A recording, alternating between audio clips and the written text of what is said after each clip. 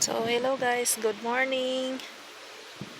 Today I will show you our ampalaya, or better melon,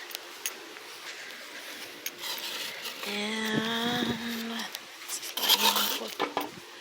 we put there. So this is our ampalaya plant. This one I let it ripe, and I have here, I harvest this morning, and the seeds, the same. I have that ampalaya plant.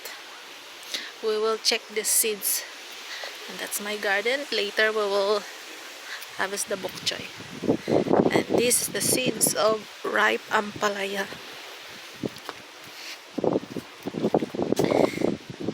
Check. I hope we can plant this uh, next year. So it's ripe already, and that's the seeds. And it's not, I try to eat the ampalaya. These are the seeds, red, and that's the one we are planting. Okay, so I hope I can have lots of seedlings for the next year, guys.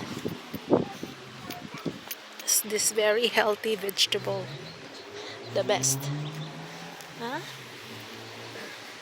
Okay, thank you for watching, guys. Have a great day. Bye bye.